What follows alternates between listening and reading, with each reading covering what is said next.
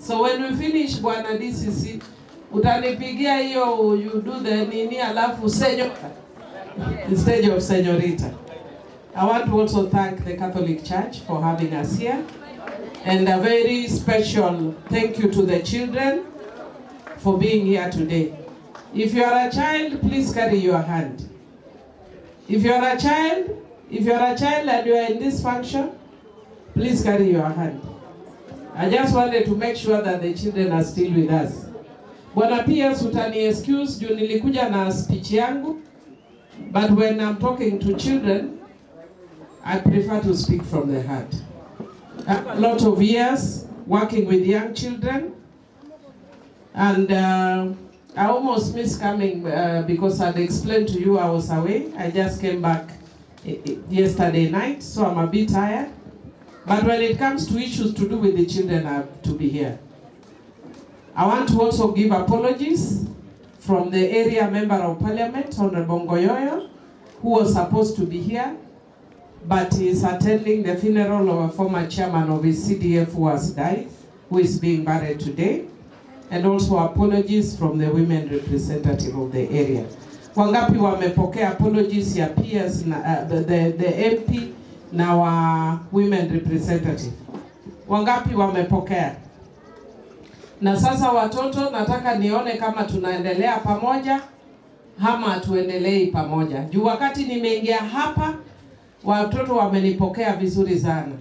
Na kuna mmoja juu ameona watu wamenipokea sana, amekuja akaniuliza, wewe ndio president? Saa hii wameona kama wananihaga hapa. Mmoja ameniuliza, wewe ndio president? Nikamwambia hapana, mimi si president wa Kenya, lakini mimi ni president ya watoto. Ni kweli ama si kweli? Mimi ni president ya watoto. Lakini kwa vile nataka nione tukiakuwa tunaenda pamoja, na mkisikia kama nimeharibu Kiswahili, msijali, kwa vile mali natoka Kiswahili si mdomo chetu. Lakini najaribu ama sijaribu? Wangapi wamekubali najaribu? Kwa yule mtoto ananijua, aje hapa aseme mimi ni nani. Kwa yule mtoto ananijua, kuja hapa aseme mimi ni nani. Na kuna kasichana mwingine amekuja hapa, amenihug, akasema you are my most favorite person on earth. Huyo msichana yuko wapi? Nataka wawili. Yule amenihug akaniambia you are my most favorite person on earth, aniambie kwa nini mimi ni most favorite. Na yule ananijua pia aniambie mimi ni nani. Anaitwa Bad Girl Millie.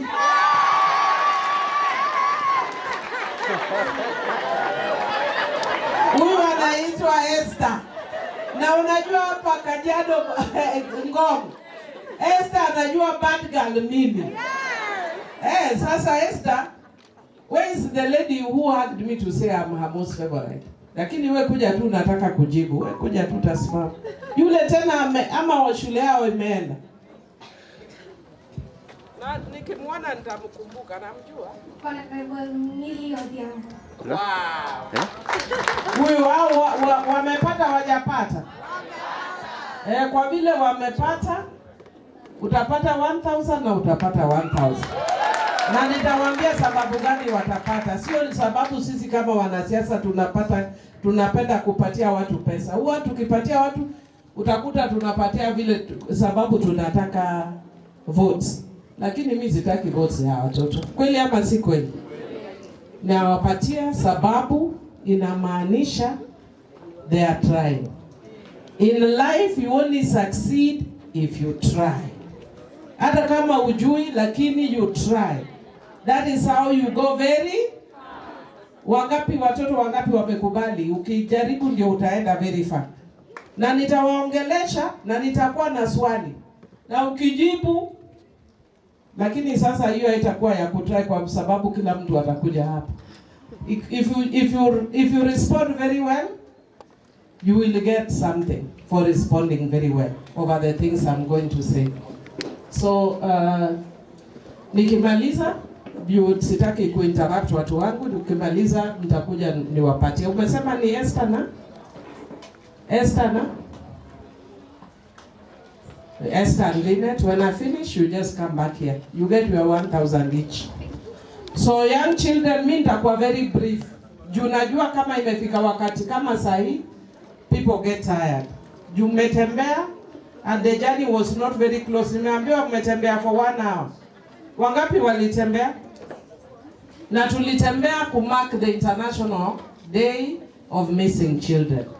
Na wengi wetu tukiona hiyo saa zingine tunafikiri it is just something that the government wants to celebrate. I noticed last year that there were very, very many cases, mpaka hata this year, that you see on the internet. I don't know kama ni mimi peke yangu nimeona ama kama nyinyi pia mmeona. There is always a notice on the internet of a missing child that the parents are looking for. And my worry is a lot of those missing children are young girls. And when young girls go missing, we have a very big concern when young girls go missing. When young girls go missing, many of them show up when they have already been defiled or raped, and many of them are murdered. Some of them get taken to other countries where they are used in child labor or in the sex industry. Sasa uko na mtoto wa 14 years na tayari amewekwa kwa prostitution. Young children, I want to give you just one little warning, and I want to thank the ministry and the partners for coming up with this book. I know Madam Pierce is going to talk about it when she will be giving her remarks. I want to say that I'm very happy. Before I joined Parliament, I did a lot of work with the Credo on the child safety online. And the reason we did that is because there are so many people that are grooming children nowadays. And when they groom children, utakuta kama when a young child, somebody is talking to you who you think is a child like you. Utaona kama ni mtu wa the same age. There's a program I watch very keenly on TV that is called Crime and Investigation Network. And I was following a case, which is true, of a young girl who was communicating around 12 years. She was communicating with a boy of 15 years. She had never met this boy. So they became girlfriend and boyfriend online. Then the boy told her, oh, your parents are being mean to you. Unajua kama tuko this age, whatever our parents do, we think they are being very mean, even when they are nice to us. It's just a part of growing up. Hata parent akikuambia go and clean your room, ama go and cook, ama ufanye nini, hiyo unaona kama ni makosa, but it's a part of growing up. So this young man told her, since you are my girlfriend, hide from your parents, come and see me in the middle of the night. Akaenda, akagundua the 15-year-old was actually a 34-year-old man. This man abducted her, took her to her home, where she was being sexually abused by this man and his friends. Fortunately, because the system for tracing was very good in that country, they were able to get her, but they were able to get her when she had been really damaged. And that is not the only case. There are many, many, many cases I see online where young children are lured or groomed. Sasa watoto mkiona mtu online akisema ni your age, usidhani ni your age. There's a conversation that has started in this country. And I know many people look at it from a political perspective. But it is a conversation we must have as a country, which is at what age should we allow our children to access internet? For the sake of these children. For the sake of our children, we need to understand at what age they access internet.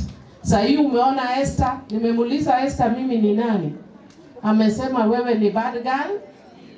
Na unafikiri alitoa hiyo bad girl Millie wapi? Alipata wapi? TikTok. Alipata bad girl Millie TikTok. There is a good side and a bad side. The good side is that these young children have now made me very careful about what I'm saying. Because nowadays, when I go, in the past, it's older people who would come and tell me, oh, Millie, we love you. Nowadays, I find a young girl. A young girl meaning somebody 20-something. And ananiambia, my daughter, really admires you. How old is your daughter? 10 years, 9 years. They are following me on TikTok. I went to Ghana the other day, and as I was alighting, a little boy, 9 years, at the airport, alikuja peke yake akanifuata. Akaniambia, oh, I just wanted to come and tell you, I really admire you. So you niko Ghana, nikasema, are you from Ghana or where? I said, no, I'm not from Ghana, I'm from Kenya. I said, but what are you doing in the airport alone? Nimeacha my parents kule, nimeona wewe ni bad girl, nimekufuata.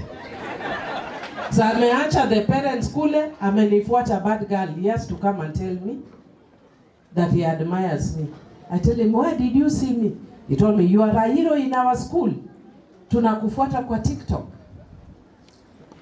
What if I'm saying bad things? Na wananifuata kwa TikTok. We must have a conversation about what age our children must access information online. For the sake of the children, not because of politics. I know when people hear that, they think we want to stop Gen Zs. Gen Zs are above 18 years. Is that not so? Yeah, Gen Zs are in their 20s. Nobody wants to stop Gen Zs. I have a very good friend of Gen Zs, and they need information and they need to communicate. Yes, they need information and they need to communicate. But what do we do to protect our younger children? Because we have terrible people online. People who are doing horrible things. Sahin, 2 days ago, somebody posted in a group where I am, in our WhatsApp group in FIDA. A man who has put online, he's naked, he's showing everything of his online. He's stark naked the way he was born. Anatuonyesha kila kitu. And then there's a photo of his daughter, also naked. And another one, also naked. And he's saying, I have to go for these small ones. Because the older ones, wako kubwa kidogo. Me, nataka these ones which are tight. And I'm going to go through them, hakuna mtu atani stop. Now imagine our children getting this information. FIDA reported that matter to DCI, and the Facebook page was pulled down, and they are looking for that man. But can you imagine that content reaching our children here?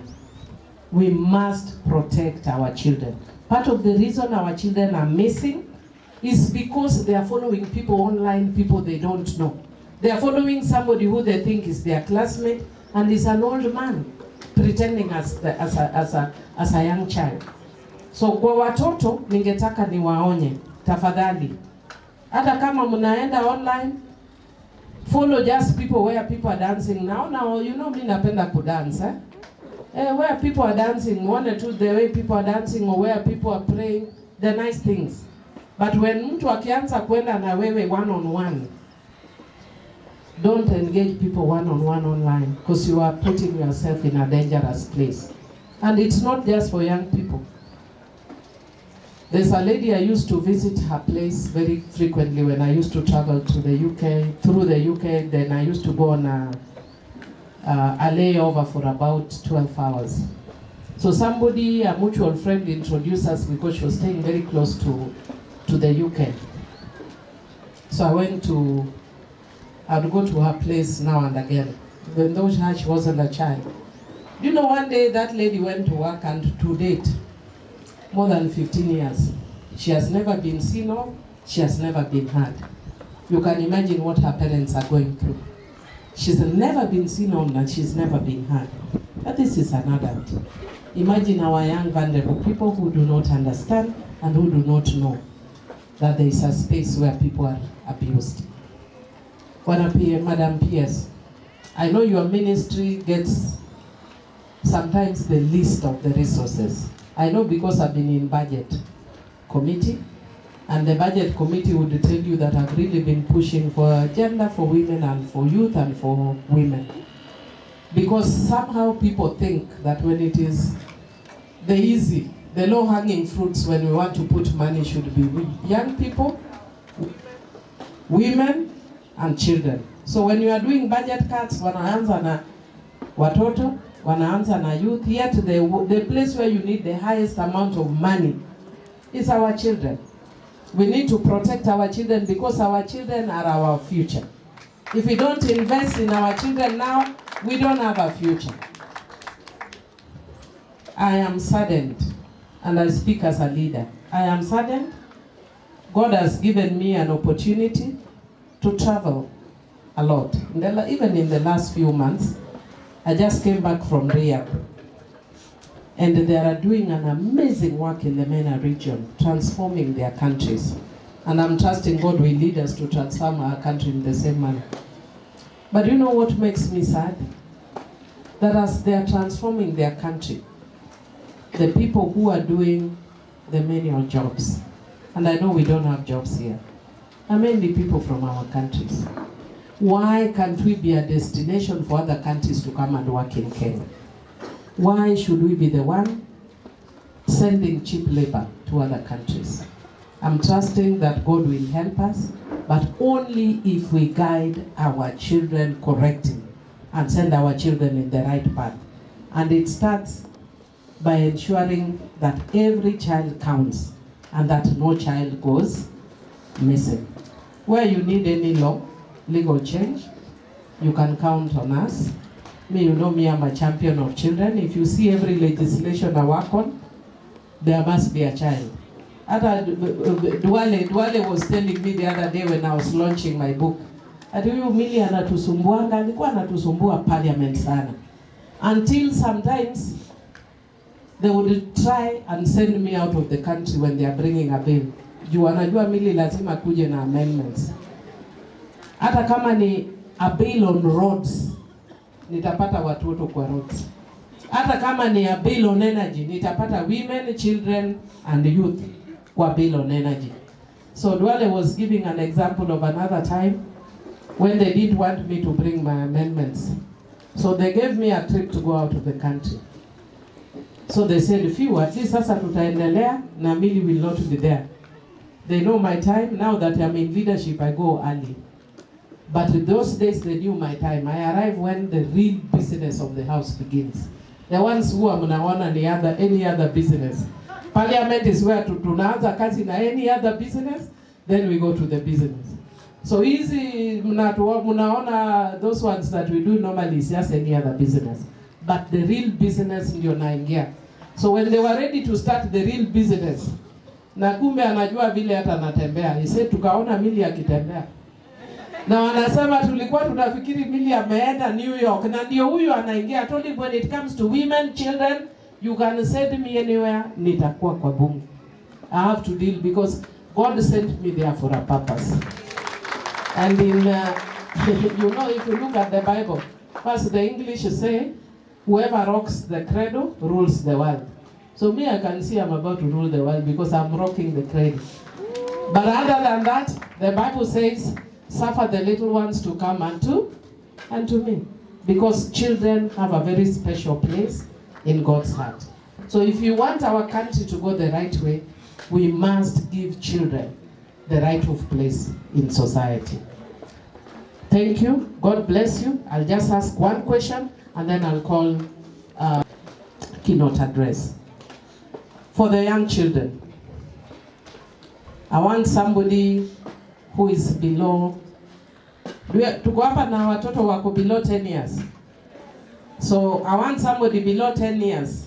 Aniambie what she has learned from what I've said. Somebody below 10 years. Kuna mtu hapa below 10 years?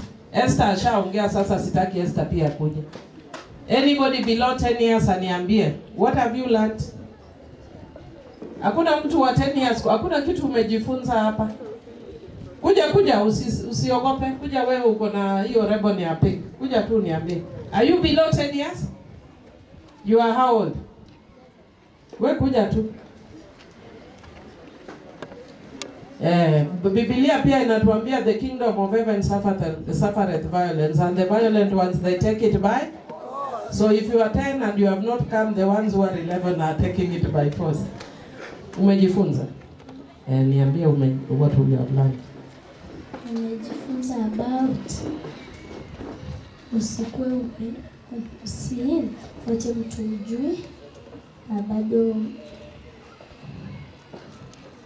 usifuate mtu ujui. That is good. Na tena unataka kuongeza ama hiyo imetosha? Ongeza. Na bado ukipata mtu ana msaidizi hapo na maneno nje, unaenda kwa polisi unamwambia. Kumbe umekuwa ukilisten. She's been listening or she has not?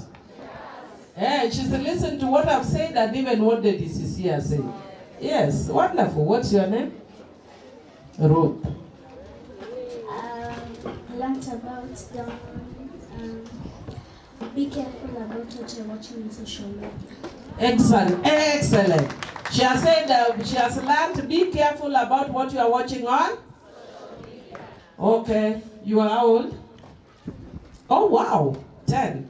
So now I want somebody who is, because we have 11, 12 to 16. 12 to 16? Yes? The kingdom of heaven suffereth violence. While you are carrying your hand, somebody has reached. I'm also teaching you to be assertive. Kujeni. You should listen for what your parents are telling you, follow instructions. Exactly, listen to your parents. You should stop talking to strangers who do not trust anyone online. Yes, wonderful. You should have self-control and keep yourself safe from others who are trying to destroy your life. Wonderful. I've learned that I can follow those people who are dancing on social media or doing positive things, not negative things. Wonderful. She has learned you can follow those ones who dance and do positive things, but not negative things, yeah? We have learned that we should not enter in sexual abuse.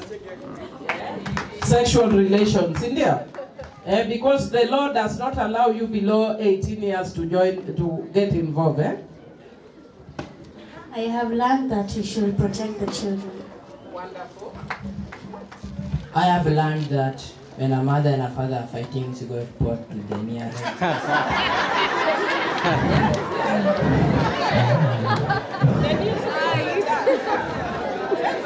To report to the nearest, to the rescue center. That is true. But the DCC alisema kusema. Kumbe I'm listening more than you. Yeah, the DCC said if you see parents fighting, you go and report. Because when parents fight, it also affects children. Nani hajaongea? I have learned that don't talk to someone that you are not familiar with. Yes. But even when you talk to somebody you are familiar with, if they tell you to go keep a secret, do not keep a secret. When they tell you the secret, tell your parent. Or a guardian if you don't have a parent. Nani hajaongea?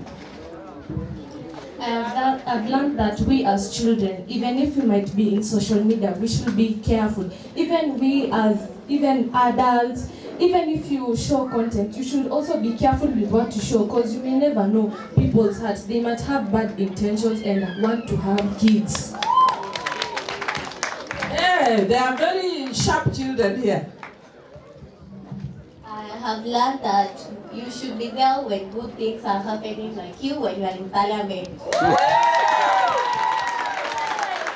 Can you see we are being marked? I love that. Umeongea nyinyi nyote? Oh, wawili bado wamebaki. You should not talk to strangers. Yeah, I have learned that we should not receive gifts from strangers. For purposes of today, I'm not a stranger. I have learned that I'm a special gift from my parents. Wow. This is the last one. This is the last one. I have learned that we should not associate ourselves with people who are strangers in the internet, and we should seek for guidance and help from trusted guidance, from trusted people when we are faced with challenges. Wow. And I have learned that talent can be born here. We are the media, must see media. Media direct. So I'll ask you the young ones to go there, and then the others. Just stand huko mbele before I invite the peers.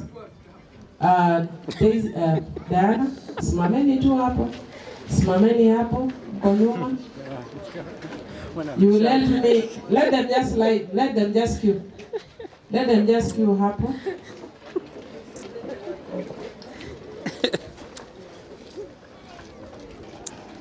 And let me invite the Madam Peers to give us the keynote address. And I am so mighty thrilled when I see that now we can come for forum where the MP anaongea ni na peers ni. Is that not a good thing? Thank you. Thank you.